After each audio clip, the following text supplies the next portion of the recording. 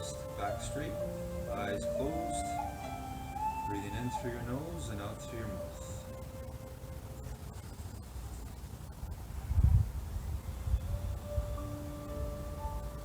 Feeling that power you have, your determination to control your breathing.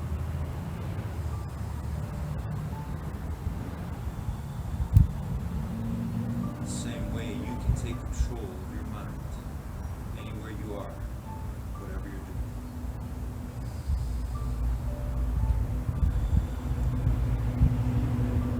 Let's use that same power, that same determination to see in our mind the image, the visions that we want to create today in our lives.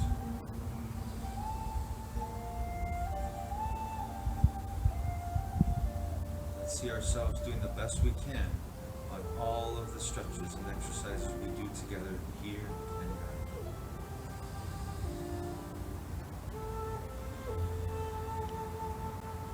Let's use that power we have, our true being, our presence, our determination to see in our mind right now, go into the future. Think about what you want to make real. Bring it to the present. And that music goes off.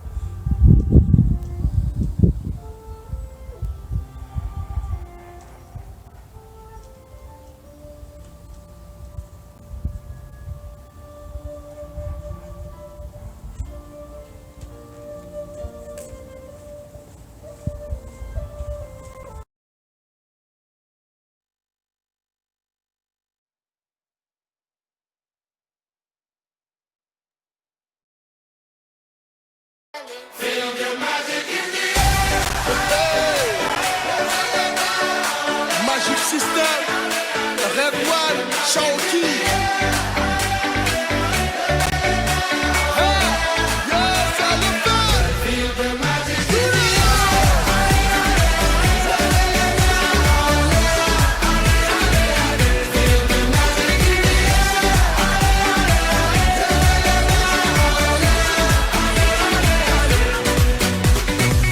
Comme d'habitude on est calé,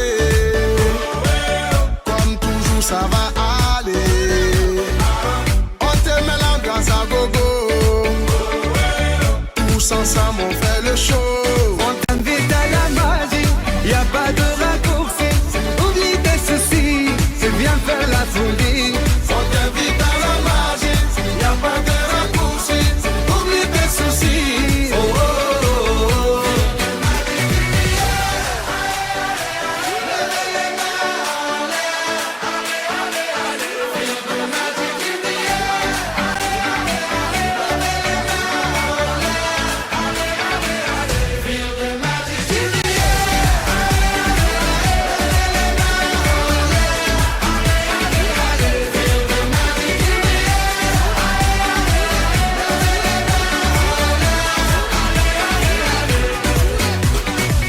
C'est pas seulement pour les bobos, nous on vient dans nos mambo.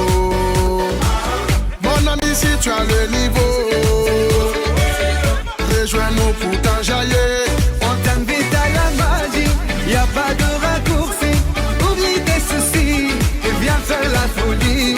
On t'invite à la magie, y a pas de raccourci. Oublie tes soucis. Oh, oh, oh, oh.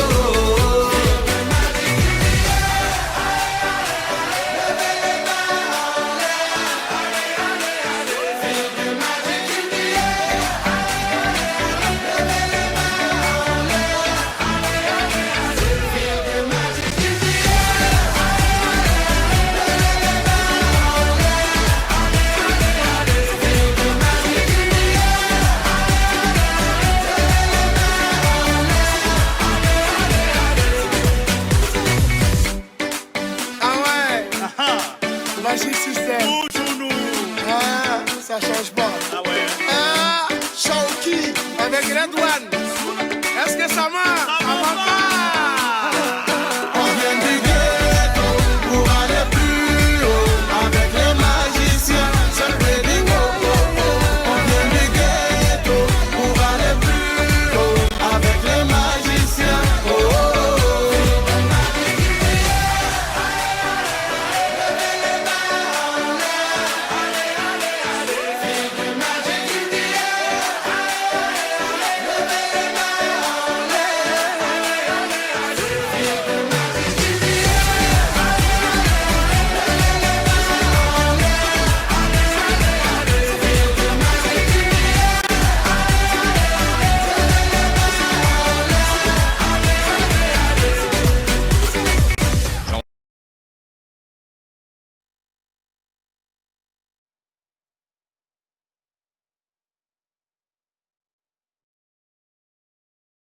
He managed to turn two defenders. Here's Alexis. Messi have scored.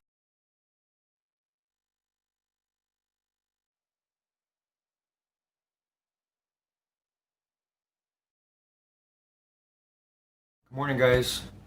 You are more powerful than you can ever begin to imagine. Here's the game changer for me. I want to share with you.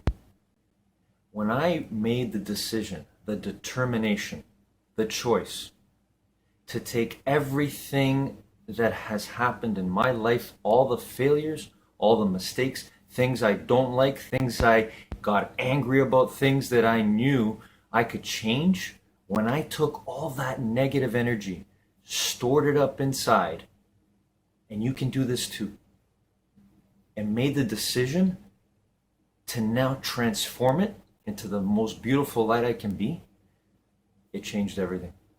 And now I'm on this path to infinite mind wealth that I want to share with you openly and honestly. You have that same power, but you got to find it within you. You got to make the determination within you. Have a great day, everybody.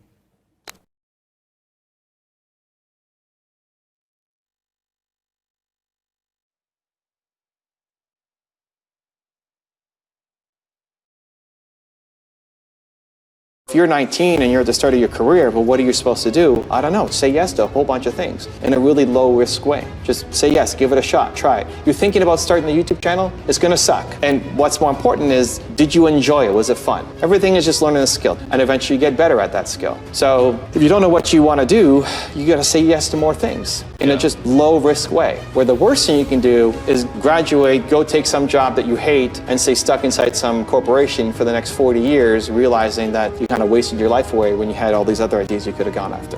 Just say yes, as long as it's not unethical, this is, okay, some things you're not gonna say yes to, but most things you should at least try once. Try an activity once. But did you like it? Was it fun? Do you wanna go do it again? Because if you like it, and then it's just about acquiring skills, you can get good at any skill with enough repetition and passion. Hey, it's Evan Carmichael, and I watch these videos every day because I need them for motivation. Being around successful entrepreneurs every morning helps me believe that I can do great things too. It's like your morning coffee, but for your goals, kickstarting your day with a blast of positivity. So here is a challenge for you. Try watching one video every morning for the next 30 days. And let's find out together if they help you do great things too. If you're in, leave a hashtag BELIEVE in the comments below so I can celebrate with you. So today you get to learn from me and my team's take on my top 10 rules of success. Believe. Rule number 2 is continue showing up. You had mentioned that you'd never traveled by yourself anywhere. Yes. And now you're going to go do this trip to Toronto to meet this guy and be on camera talking about some story. Yeah. Even if it was a disaster, even if you got lost along the way, even if you met me and I wasn't the guy on that you thought I was, and I was a sleazy guy or whatever, or something happened and it was a total disaster, and it didn't work out, or you got food poisoning or whatever. A million things could have gone wrong. I mean, hopefully it was a great trip for you, but a million things could have gone wrong. But even in the worst case scenario, you're still coming back a changed person. Even if it was a waste of time, you still had that experience. You still went on your first trip by yourself. You still showed yourself that you're capable of doing something, that you can get the child care figured out and the work time off and the trip, all of the things that would have tripped you up before and other things. Now you've shown yourself that you can do it, which means you can do it again for another opportunity. And if this opportunity sucked, then the better opportunity that comes up next, right? So even in the worst case scenario, you're still coming back a better person, somebody who's grown. It's these points are the points of no return. You're changing now. You're turning from the caterpillar into the butterfly. Alex getting on stage and at the front of the class and teaching the classes, he sucked. It wasn't very good. It wasn't a total disaster, but it wasn't very good. And how much could you expect somebody to crush it with 15 minutes notice and you don't even know the material, right? But it doesn't matter how good that one day was. It's that he said yes. It's you're saying yes to yourself. That I can do this. And then it just becomes about the skill sets. You can pick up the knowledge and the skill sets easily, but it's the willingness to break through that identity of I am not the kind of person who does this, and now all of a sudden I am the kind of person who does this. And that realization changes everything. Rule number 3 is show gratitude. Every post has to be a transformation. And then inside of that, it should contain some element of gratitude and some element of the other two, whatever you're going to end up picking from your list. But if you say progress, right? Like you got to help me make progress in that post. If you just think about that before you post, it changes the post. You're just asking yourself, how are you going to show gratitude in this post? Even if one line, it'll adjust. The post will be slightly different and people will feel that, right? Oh, whoa. That was mind blowing. So that's just down the gratitude line. Now you've got the other two that you have to figure out. So let's just play with, progress and if it's progress, development, and gratitude, just as an example, the next post that you create is about I want people to transform. I have to help them make progress, development, and show gratitude in this next post. So now it's not just a post about a book. It's much deeper. It's much more important. This is your art that other people can't just copy because for you, it means something more. Gratitude will transform your life. If you show gratitude, that will transform your life. Great. So will those other things. Progress will transform your life and whatever else you want to pick. These are the 3 ways to transform your life. These 3 things. And it's worth thinking, think it through. You have 2 more posts. Thank you. And then 2 more. Which 2 from that list of 10 are you going to pick? That's your credo. Rule number 4 is live a fulfilling life. What does it mean to live a fulfilling life? It's a big one. Everybody wants to wake up and feel like what they're going to do matters. I think fulfillment comes from feeling like you're creating something that's going to matter to somebody else, not just for yourself, not just a selfish pursuit, but we all want to feel like today is going to matter. I'm going to make something that's going to matter for somebody else. And some of us, you and I, we want to have a big impact, change the world, do big things. And other people, they just want to help the people around them, their family. But if you woke up every day and felt like today doesn't matter, nobody cares, if I show up or not, it doesn't make any difference, that's the path down to anxiety and stress and depression and suicide and a lot of dark places. But if you felt like today was going to matter and you're going to make something today that may not change the world, but can touch one person's life, like it means something to one person, that's the path to a fulfilling life. Also, to make sure you're actually taking action after watching this video, I've designed a special free worksheet just for this video. The worksheet will highlight our favorite lessons from the video that will inspire you to remember what you learned today and actually apply them. The worksheet will also give you space to write down what your key takeaways are and your specific plan of action to make sure you're getting results. If you want the worksheet designed specifically for this video, absolutely for free, there's a link in the description below. Go click on it and start building the momentum in your life and your business. I'll see you there. Rule number 5 is be consistent. Tell us a little bit about the timeline of how it got there and because I think that's a really, really important thing. You just mentioned how we suck at everything we start at. And I know that just in knowing your story that you just started doing this and you built it and you worked and you built it. But I'd love to just understand the trajectory of which you saw that channel grow. Yeah. So I posted this graphic to my website and it shows my year-over-year growth. And maybe as I'm talking, your team can pop it up beside me or something. Sure. But year 1, I had 25 subscribers. And by year 5, I had 2,000 something subscribers. So it was not an overnight success story, Scott. It was rough. A lot of people, people use that graphic often and they'll tag me on tweets and Instagram and send me messages to say, hey, Evan, I'm beating you. Like I'm in year 2 and I have 200 followers and you only had 100. Like, go for it. Let's go. People use it as inspiration because it wasn't some overnight success story. It was waking up every day, working on the craft, getting better, eventually getting a mentor. That's one of the things that really started to help propel my channel forward. But yeah, 5 years in, I still only had 2,000 subscribers. I think a lot of people listening to this, if you're 5 years in on your Instagram account or YouTube, you're probably ahead of me. At least you're close. So it's not out of the range of possibility. And it took a long time to find my footing, gain belief, like all the stuff that most people had, I had too. And I love being able to come on and share the stories of what I was going through, what I am going through, to show like I'm not perfect and I'm introverted and shy. And the thing that got me going was just I want to serve and I have a message that I think can help. The only thing I had going for me was I just kept going. Like 350 videos in, it took me 350 videos, public videos, until I could watch myself back on camera. 350 videos. And it took 700 something before I thought I was good. Where one video I made is like, oh, okay, that's not bad. Let's go. I'm starting to get this thing. 700 public videos in, right? I just kept going. The only thing I had for me was I kept going. And when people ask me how, I always focus on who I was serving instead of who I wasn't. So if you have 50 people who watch your video, a lot of people see that as a failure. Like, oh, only 50 people? You spent all that time and only 50 people watch that video?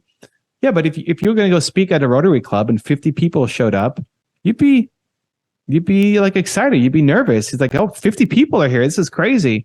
Rule number 6 is build your network. How have you done that? How have you got to have close contact with people as them? I recognized your name. You've been involved in my community. You've been posting comments on my channel. You've been responding. And so I didn't know your face. I didn't know your name, but I recognized the account. And so step 1 is you want to try to be active for the people who you want to get in touch with. And the bigger the name is, the harder it's going to be to break through, and also paying attention to where they pay attention. So I'm right now spending a lot of time in Instagram, so it's a good place to catch me. Coming to my live stream on YouTube is a fantastic place to catch me, right? Like, how many people show up to that thing? There were 7 people online at the time when you come in or something. It's like crazy. But if I go live on Instagram, it's hard to see everybody's questions. And if I go live on YouTube, it's my main YouTube channel, it's ridiculous. So you came to the right spot. So great. Like, this is what you do. You find out where are they actually being involved themselves, because a lot of them, it's their team. A lot of them, they're not responding, not just where they're posting, where are they responding? Where are they engaging? Where are they interacting? So that's step 1. So you've already done it. Now you've got an account that talks about books. I have a book, that helps. I don't know if you said that you were a young entrepreneur or not in the message, but that's a good starting point. Next, you use the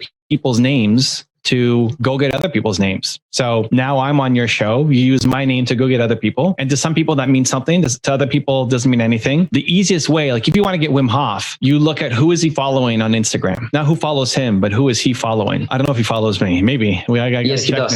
Does he? Okay. Yeah. So great. So you've got me. Now you go look at everybody else that he's following and try to get some easy people, right? If he follows The Rock, that's going to be hard to get The Rock on you. It's not impossible, but it's going to be a long wait probably to make that happen. A lot of ongoing effort. But there might be some other author that he follows that people don't really know of. But then you can write to him and say, hey, I hear you have this book. I'd love to have you on my show. I've had Evan Carmichael and other authors on. I'd love to feature you. So now all of a sudden, if you get 4, 5, 6 different people who he follows and he knows, even though they're not big name people and they've all been on your show, and you reach out to say, hey, we've had Evan on and we've had all these people. Like, oh, all those people, I know all those guys. If they said yes, I'm going to say yes too. So if you look at it in my world, I've got Wim Hof follows me. Great. I follow Wim Hof. Awesome. If Wim Hof came on somebody's show and they said, hey, Wim Hof's been on, that's an easier yes for me compared to something else. But look at the businesses that I've invested in. So Alex Sayen, Mark Drager, Jeremy Stickney, Kyle Manko, like these names may not mean anything to you, but I know who they are. I care about those people. And if they were on somebody's show and then they reach out to me to say, we've had these people on, like, oh, really? They went on? Okay, cool. Yeah, I'll do it. So that's what you're looking for. Look at who he is following, see how you can get some of them on your show. And you just keep doing it. For anybody that you want to get in touch with, you can start with me. Anybody who's following me, a couple 100,000, there's somebody on there that looks interesting, and then see who else they're following and you reach out. Rule number 7 is get clear on your goals. What are your goals? What are your ambitions? Do you want to be an influencer and have 1 million followers, or do you want to grow your leadership practice?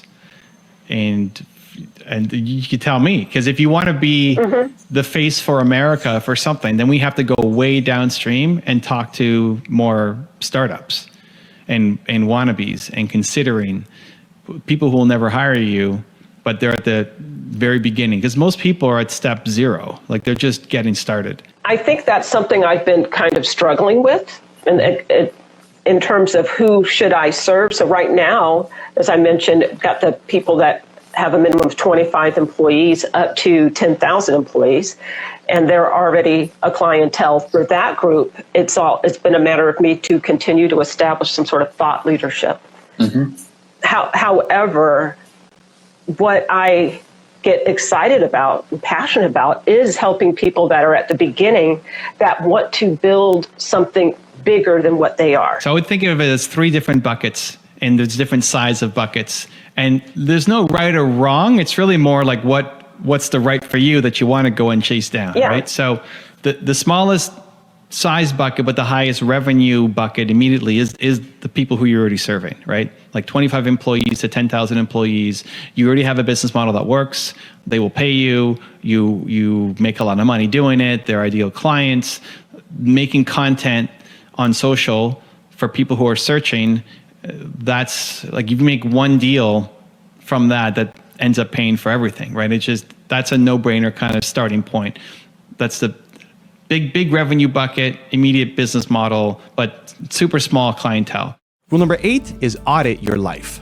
So it's easy to be the big fish in the small pond, but who's pushing you to want to do like the next big thing, right? And that's where I think membership groups, we talked about Genius Network, can be great, but that's also only once a month, right? Like what happens on the every other day, and then you come back home and it's easy to fall back down. So that's where I think content at scale really helps.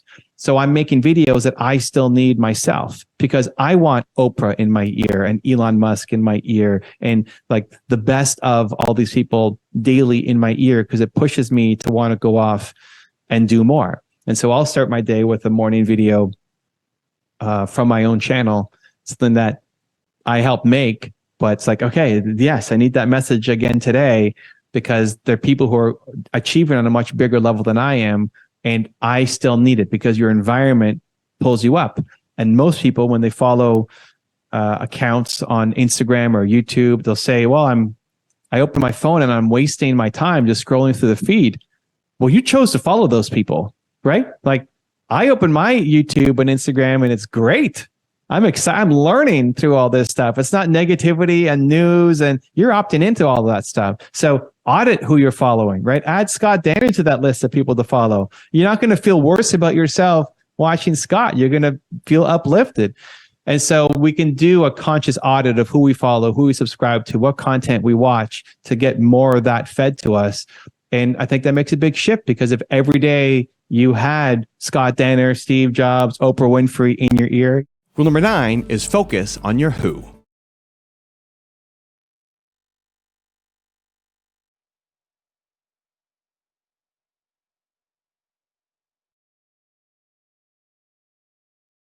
Gonna do the 2-step, then cowboy boogie. Grab a sweetheart and spin out with him. Do the hold down and get into it. Take it to the left now and dip with it. Gon' throw down, take a sip with it. And lean back, put your hips in it. Let's have some fun. To the left now. To the right. Now take your left hand and put it on your side. Gon' roll your shoulders, do the slip and slide.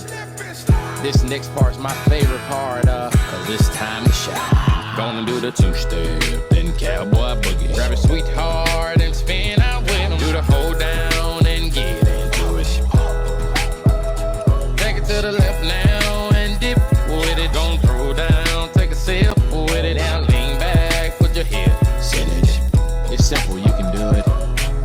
Slide to the left, slide to the right. Now cool down, have a good time. Slide to the left, slide to the right. Do the butterfly, have a good time. Round, round, round and round you go. It's time to show out right now and take to the floor. Gonna do the 2-step, then cowboy boogie. Grab a sweetheart and spin out with him. Do the hold down and get into it. Take it to the left now.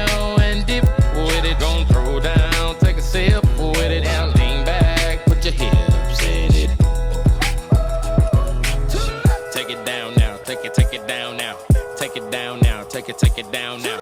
Bring it up now, bring it up now, bring it up now, bring it up now. Take it down and crisscross. Bring it up now, crisscross. Do whatever you like right here. Just have fun. Gonna do the 2-step, then cowboy boogie. Grab a sweetheart and spin out with him. Do the hold down and get into it.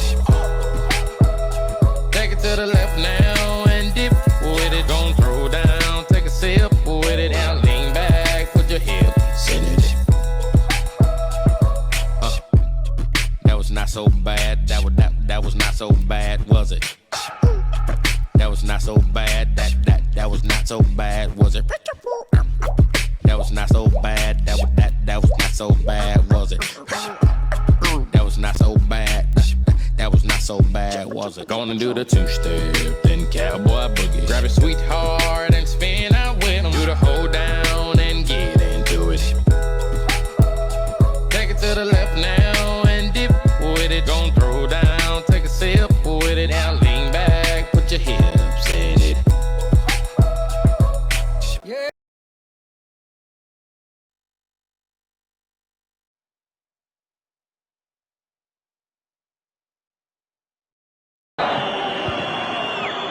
If he's got anything to do with it, they most certainly will. It's Lionel Messi.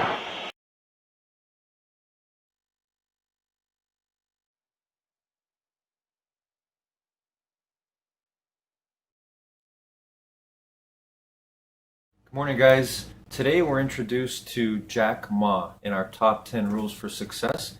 And his introductory cover there, I love his quote, what he says. He says, "The secret code for everyone is to keep your dream alive, because you never know when it might come true." I love this. This is what we are meant to do. We are meant to dream. We are meant to be larger than our physical limitations.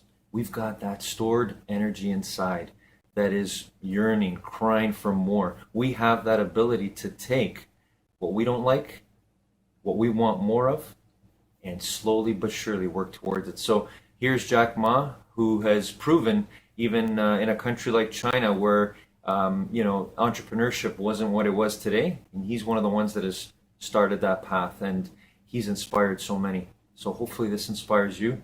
Have a great day, everybody. Good morning.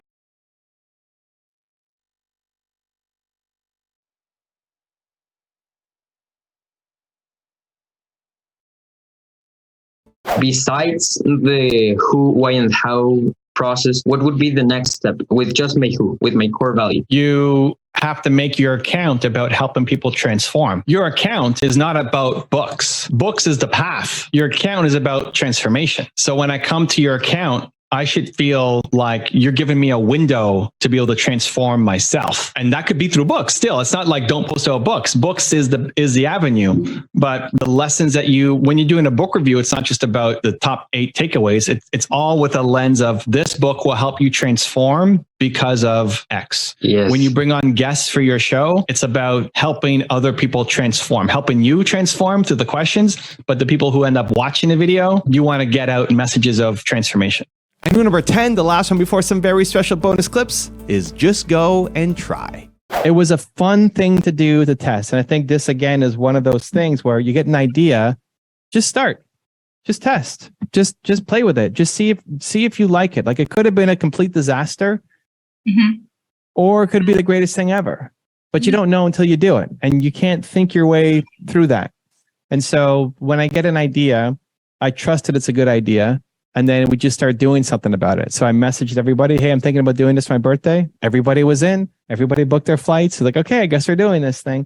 And then it ended up being amazing. We'll make a couple tweaks and changes the next time. But for the most part, it was awesome. And you never know until you start doing it. And so it's taking those ideas that you have and just taking the smallest possible action step instead of overthinking it. Because if I wait until tomorrow, I probably wouldn't have done it. I think anything great in life is going to come on the other side of fear. If you're only doing things that you're not afraid of at all, you're not doing anything great. If you think about the best things that you've done in life, things that you're most proud of, it came with a healthy dose of fear. Like, you were afraid to do something, and then whether it worked out or whether it didn't, like, you took the step and you can be proud of that. And so anytime that you want to, if you want to live a meaningful life, you want to be happy, it's going to come with having fear. And I don't think you can eliminate fear. I don't think it's actually healthy. I don't think you should be off saying, well, I have no fear. Like, no, like, this fear, I recognize that I'm going to be afraid to do it, and I'm going to do it anyway because I want to reach the other side. So for me, in my first business, I was 19 years old. I turned down a huge job to start this company. I was making $300 a month. Wasn't feeding myself properly, and all just not a fantastic life. But I wanted to see this business succeed, and for me, it was really the fear of regret. I could deal with the business not working and me having to go back and get a job.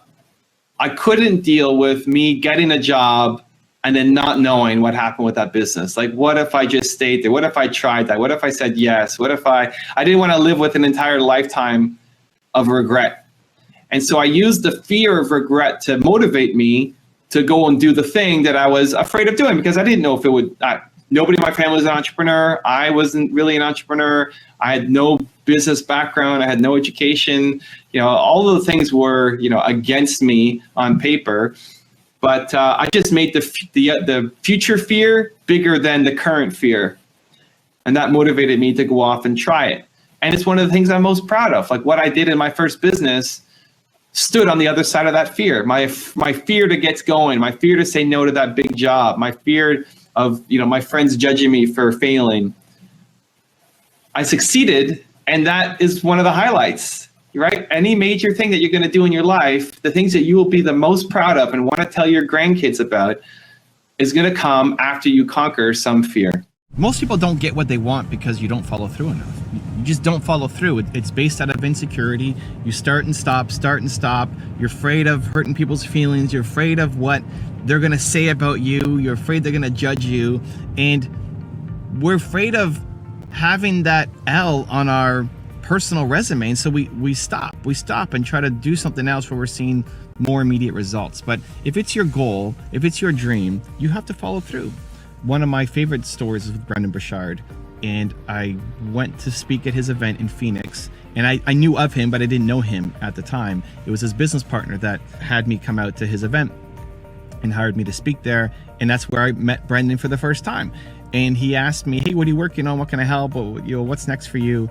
And I said, "I want to work on my book." And he said, I'd love to help. I'd love to give you some feedback on your book." Like, I am definitely down for that. Let's connect. And he asked me what my phone number was. And at the time I didn't have a phone. I didn't use a phone number. And I said, "How about email?" And he said, "Ooh, I'm not really good on email, but if that's the only way, then let's do email." So we exchanged emails, and I didn't hear from him, so I followed up and I said, "Hey, Brendon, thank you. Great event. Love to talk about the book like you suggested," and didn't hear back, and followed up a couple weeks later and didn't hear back, and followed up a couple weeks later, and then he said, "Oh man, thank you. I'm super swamped right now, but let's either come out to my place and we'll do a jam session, or I've got this event coming up, maybe you can come be there." I said, "Yeah, I'm down for either. Which one do you want to do?" And didn't hear back, and then wrote a couple more messages and didn't hear back. And here's what's really important. In my head, every time I sent another email, I was questioning myself. I was judging myself, like, "Ooh, I don't want to bother him. Maybe I'm being too overwhelming. Maybe he doesn't actually want me to come out. Maybe I'm offending him. Maybe I'm not respecting him. Maybe I'm asking for too much." That's the thought in my head before every email. Where in reality, he's just a busy guy. He had a lot of stuff going on. He had a launch that was happening that I wasn't even aware of, that he was planning behind the scenes. And so he was not crazy stressed out, but he just has a lot on his plate that he's dealing with. And it's hard to tell ourselves that. It's easier to default to the insecurity of maybe you're bothering, maybe you're asking too much, maybe you're not worthy, maybe you should move on. The event that he talked about me coming to was coming up, and I still hadn't heard back whether he wanted me there or not, or and my book launch was coming up too. And I thought, I'm gonna send one more email. Just one more email, that's it. I'm gonna send one more email, and hopefully something happens. If not, then I'm done. And hopefully he doesn't think I'm a loser or whatever. And he wrote back an email and like, "Hey, sorry man, again, I'm not super great on email. I've just been swamped planning all these things. Yeah, come on out to the event, speak at the event too." And that was his big event that was, $30,000 to $50,000 a year mastermind to be a part of, that then I spoke on stage, that then at the event after I spoke, I met with him and Dean Graziosi backstage for an hour over lunch and planned my entire book strategy. That then led to me getting invited to go to Brendan's house a couple days later and hang with him and Dean and Tom Bilyeu and Lewis Howes and Jay Shetty and Russell Brunson and all sorts of amazing humans who built giant businesses. All of that happened because I sent that one more email. Because I followed up and I followed up and I followed up and I followed up, and it wasn't that he hated me or that he thought I sucked or that I was being overwhelming or whatever. That I kept following up. It just had the persistence. There's a lot of opportunities that are in front of you right now that just are not happening because there's not enough follow-up. There's not enough persistence. I feel like discipline's key to, keep things going, growing, and obviously that momentum.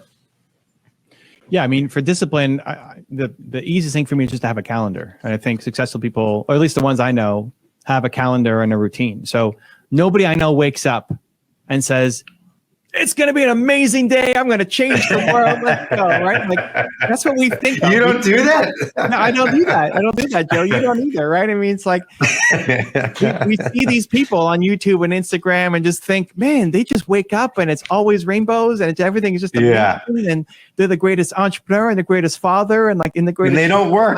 And they never work, and it's just right. That's what we think, right? But the difference is just the habits and routines, right? So what do you do when you wake? I wake up and I might be tired. I might have had a rough night. I still get up and I go do the thing that I'm supposed to be doing. And so whenever I want to, I think there are moments where you have to bring in the discipline because you're tired or there's something else. So there's a shiny object over here that you want to go off and do. But I think if you're always relying on willpower, you're eventually going to fail. Where the calendar is the thing that ends up saving you, right? So I'm here right now with you because it's in my calendar. If it wasn't in my calendar, same here. Yeah, it's like we both would have forgot about it. or beyond this, some other thing that's popping up, right? And so we tend to schedule in things with other people, but we don't tend to schedule, or at least people who are first learning this don't schedule things in for themselves. Like time for you to work, time for you to write your book, time for you to be creative, time for you to brainstorm the next 5 years of your business, time with your wife and with your kids, time for yourself to do your whatever, your meditation, your yoga, your sauna, your cold plunge. Like, we'll often just abandon all those things and focus only on business stuff that rely with other people. But if you can then create a calendar that fits your whole life, that's the unlock for me. I get a great idea. I talk to you, I get inspired. If it's a habit that I need to keep doing, you're going to tell me about some new infrared, something I need to go off and do. Great. It's a great idea. Ooh, exciting. If it's not on my calendar, like it's never going to happen. Not happening. Yeah, it's not happening. I think comparison to other people is fantastic. I think most people just do it wrong. You look at somebody else, you see their life, you see what they're doing, you see their business, you see their success, you see how old they are is one of the common questions people ask. Well, how old are you?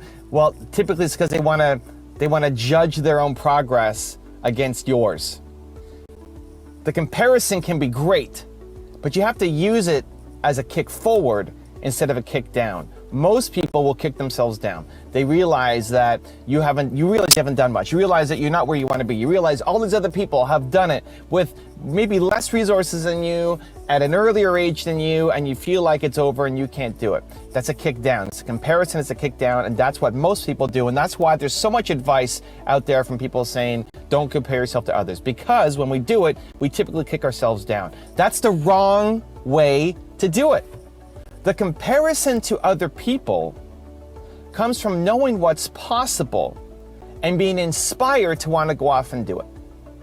I just came back from a trip with my beach gang, and it's some big name people. It's Brendan Burchard and Mel Robbins and Lewis Howes and Jay Shetty and all these big people who've done big things. And we sit around the table and we share and we help, and it's our own mastermind. It's not a paid thing. It's where they go and we all share. And as they're talking, as they're sharing what they're up to and what they're working towards, I'm thinking that's what's possible. That's what I could do if I wanted to. That's how they're doing their marketing. Okay, if I could do this, and maybe they're 3 years ahead of me, but by learning their strategies, I can get there in 6 months. The comparison pushes you forward. Runners run faster when there's somebody next to them. Businesses innovate faster when there's competition. Comparing yourself to who you were yesterday is not enough of a push forward. That's the problem. Comparing yourself to who you were yesterday is great for self-love, but it's not enough of a push.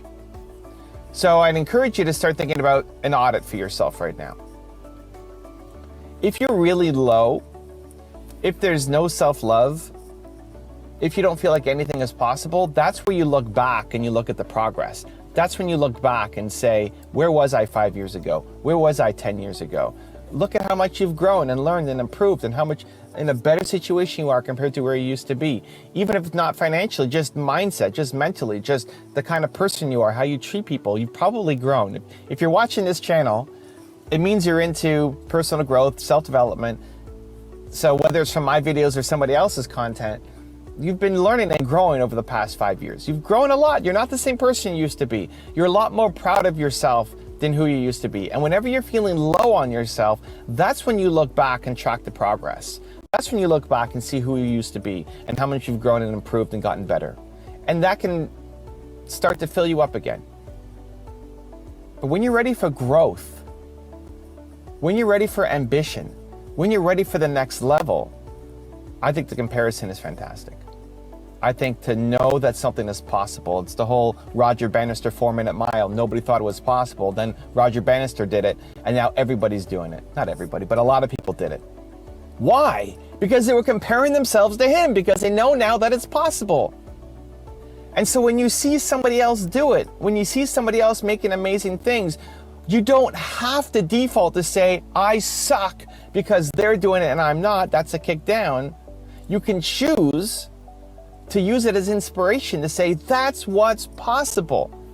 And if she can do it, if he can do it, then so can I. And use that as the push to get you to the next level. At our beach gang last year, I got challenged a couple times. I got challenged by Brendan, I got challenged by Russell Brunson, I got challenged by a whole bunch of people. And I got challenged without people even talking to me sometimes, just by them sharing their story. I look at that and say, I want to do that. Not in the way that I suck and I can't do it, but no, in a year, I want to be there.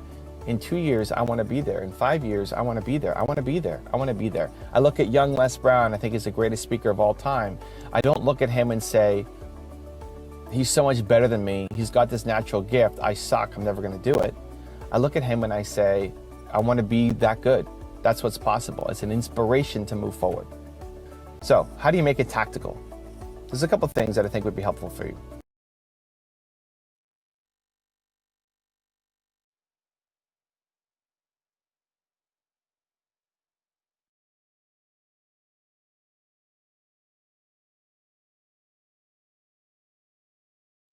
I'm gonna take my horse to the old town road. I'm gonna ride till I can't no more. I'm gonna take my horse to the old town road. I'm gonna ride till I can't no more. I got the horses in the bag, horse stock is attached. Head is matted black, got the bushes black to match. Riding on a horse, ha, you can whip your Porsche. I've been in the valley, you ain't been up off that porch now. Can't nobody tell me nothing. You can't tell me nothing. Can't nobody tell me nothing. You can't tell me nothing. Riding on a tractor, lean all in my bladder. Cheated on my baby, you can go and ask her. My life is a movie, but riding them. Cowboy hat from Gucci, Wrangler on my. Can't nobody tell me nothing. You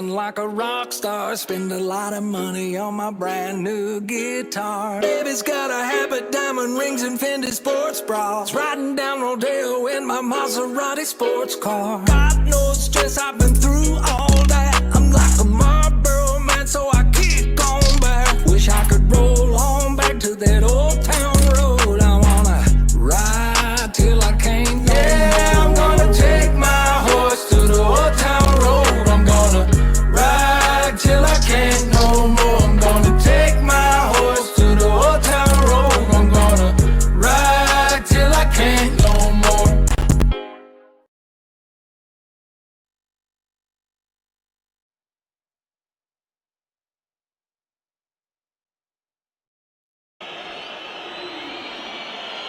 It's Messi's free kick. Oh, it's a brilliant little Messi goal.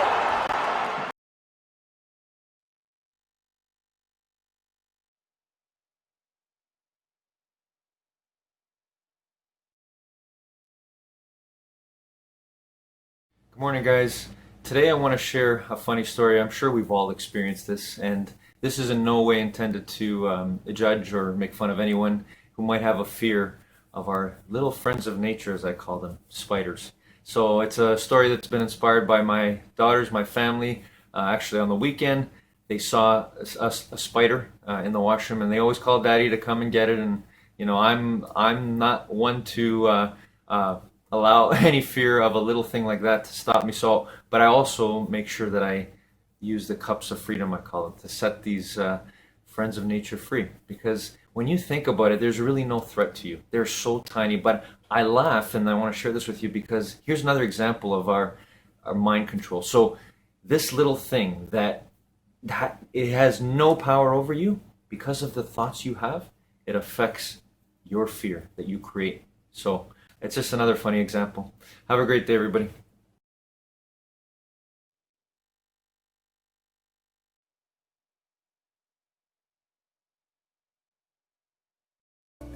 One, look at some people who you respect, inside your industry or outside your industry. It's just something that you respect about them. Maybe it's me, maybe it's Jordan Peterson, maybe it's Oprah. Who are the people that you look up to and respect? What are the things, so two, what are the things about them then that you want to get better at? If you respect somebody, it's because they're ahead of you at something that you want to be good at. Maybe it's in their business, maybe it's in their speaking, maybe it's in their relationships. They've done something or they're living a way that is ahead of you. So what is that thing? Two, what is that thing? What is the thing that they have that you are aspiring to get better at? There's no one person who is the ideal mentor. You don't want to be me, you don't want to be Jordan Peterson, you don't want to be Oprah. I have parts of my life that you don't want. The whole point is to take different pieces from different people to make the best you. For me, I want to be a visionary like Steve Jobs. That's why he's on my wall. And I want to be a father like my father was. That's why he's on my wall. I don't want to be a father like Steve Jobs was, and I don't want to be a visionary like my dad. Because they're not. So you're taking different people and different things from them to help you become the best you. So one is you're making a list of all the people that you look up to, that you respect, that there's something about them that you gravitate towards. Two, you find that specific thing. I want to have courage like this person. I want to have love like this person. I want to be a husband or a wife like this person, right? I want to be a mother or father like this person. That they're the ideal to shoot towards, that improve you, to make you want to strive to get better. And then three, you dive into their story. You dive into their content. You dive into their videos, their books, their podcasts, their biographies. You dive into them on a consistent basis. Watching one video is not enough. It's a consistent basis to help you start to think like that. Somebody asked me yesterday, why do you read so many books at a time? I read 7 to 10 books at a time. I never really thought about why I do it. It just seemed to work for me. But as I dissect it, I love microdosing on books. I love microdosing on content. Just think about what happens when you read a book. So one of the books I'm reading right now is Jay Shetty's Think Like a Monk. So when you're reading Jay Shetty's book, it forces you to start thinking like a monk. It forces you to have more presence and more gratitude and more mindfulness. And if you're going to read some hardcore, another book I'm reading is 75 Hard from Andy Frisella, which is in your face, hardcore, punching you in the stomach, yelling at you, let's go. two totally different vibes. I like both. I don't want to be Jay Shetty. I don't want to be Andy Frisella. But I like the mindfulness and presence of Jay Shetty, and I like the aggressiveness and push of Andy Frisella. And in that combination is Evan Carmichael. So why I read 7 to 10 books at a time is because the micro-dosing of the books, when you're reading a book, if I only read Jay Shetty's book, I'd become very mindful, very grateful, very present, and then I put the book down and I pick up a different book, and then what you start to do is lose the train of thought. You lose the thing that you learned from Jay, unless you're picking up another Jay Shetty book, but he's only got one out right now. So instead of going hardcore and just reading one book, I like having Jay Shetty once a week. I like having Andy Frisella once a week. I like in the videos that I make to have different people. We have Jordan Peterson once a month, and Elon Musk once a month, and Oprah once a month.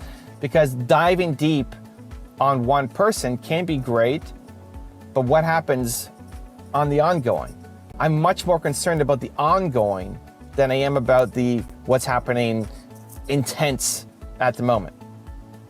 Because the ongoing is how you win. If you want to have success in anything, going to the gym and working out for 4 hours is not going to do much for you.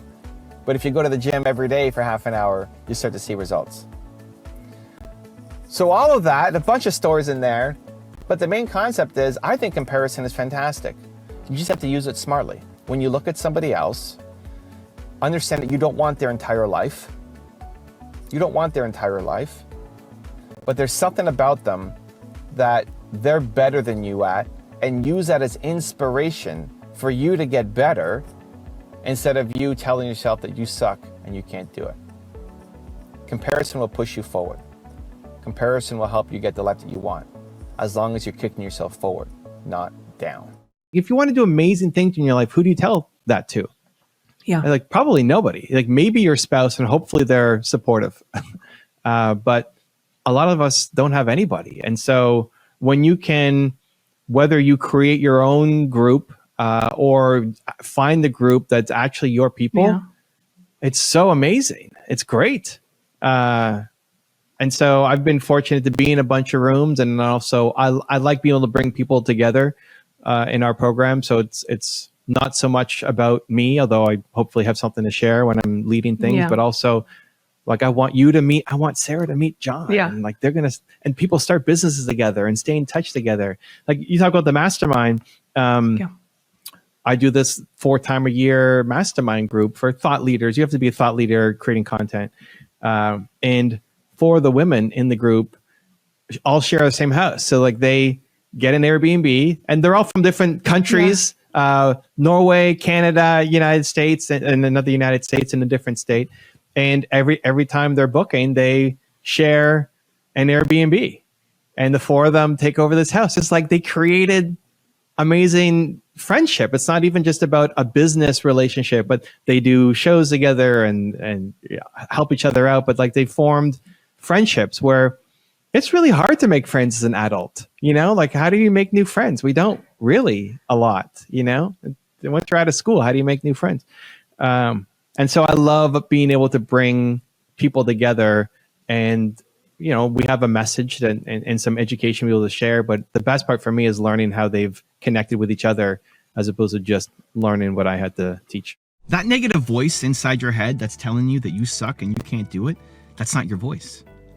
That's not actually your voice. That's not you telling yourself that you suck. That voice was planted there. That voice was put there by somebody else in your life, and probably early on growing up, telling you that you can't do something. You were not born. You didn't come out of the womb and say, I suck. I can't do anything. No, you're playing, you're experimenting, you're finding joy, you're laughing, you're doing it. And then along the way, people tell you that you can't do it, that you should stop, that you should quit, that it's not going to work out, that you can't do it. And we've been so conditioned around that we take it on and we think it's our voice. when you come up with an idea, right? Just workshop this. You come up with an idea. It's like, oh, I'm gonna write a book. I'm gonna start a YouTube channel. I'm gonna launch this business. I'm going to whatever. You come up with your bucket list, your dream life, your vision board. You come up with a list of ideas, things that you think that you want to do, things that you feel confident that you'd love to create for yourself, right? Okay. What happens the next day? The next day, it's not even telling our friends. You know, I think we blame our friends and say, well, we tell our friends and they're going to be negative and they crap on our idea and so we don't do it. Well, before that happens, we crap on our own ideas, right? You look at that list the next day and say, I can't do that. Who was I yesterday? This crazy person that I used to be yesterday who thought I could do that. It's ourselves telling ourselves that we suck. But the problem is we've taken on that voice and we think that it's us. That's not your voice. That is not your voice telling you that you suck. That is somebody else's voice that was planted in your head, that has been conditioned to be there, that we're so used to being there that we have taken on as our voice. It has become your identity. But it was not your voice. It was put there. It was a seed that was planted that has been grown over time, and you need to rip that weed out. That is not your voice. You do not think that you suck. It's other people with low expectations who hate their own lives, who at some point went and tried something that did not work out for their life, and now nobody around them can have success because it makes them look and feel bad. And so they spend their time ripping other people down and apart. That's who planted that weed in your head. That might hit pretty hard. I hope it does. Because when that happens, if you can actually digest that, what ends up happening is you think, oh, whose voice is that? Whose voice is in my head? And that's great awareness, to know that it's not your voice, and then to identify whose voice it is. Who told you these things? Who made you feel this way growing up? And if you think about who that person is, if you can actually picture somebody, oh, that was Uncle Joe, or oh, that was my grade 3 teacher, oh, or that was my, the bully at school, whoever that person was. Now think about, okay, it's that person's voice, not you. That's already incredibly liberating. But then too, do you want to live that person's life? Like, think about that person. Probably they're not living a great life. They're not hitting their potential. They're not even happy with what they're doing. If somebody's spending their day tearing other people down, what kind of painful life does that person have to have when they go home? You don't want.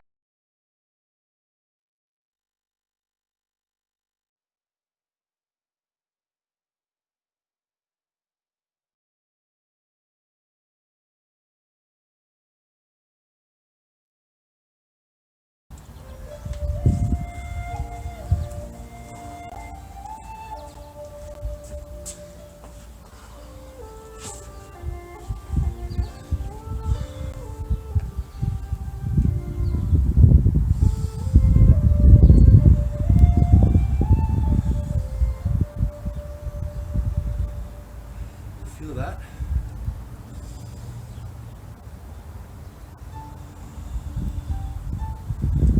Feel that power? That oneness of us controlling our breathing and our minds? Right here, right now? No matter how hard our movements, exercises were today, no matter how much our body tried to take control of our minds, feel that?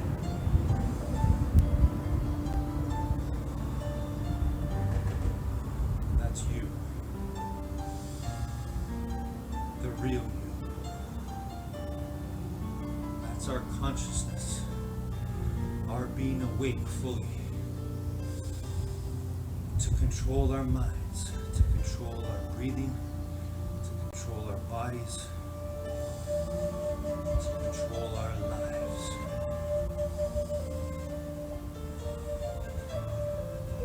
It's all possible through the power of you being present, staying in the now, right here, right now, wherever you are, wherever you are. There is no past and future right now.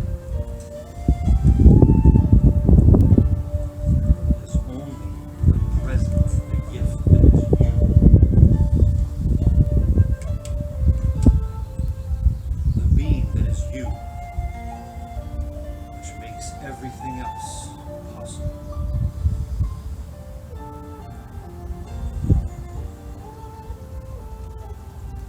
See, right here, right now, is just pure presence, pure happiness, pure winning, pure essence, pure determination of who and what we really are. With this power, this peace, right here in this moment right now, we can always have all the mind health, and even greater, the mind wealth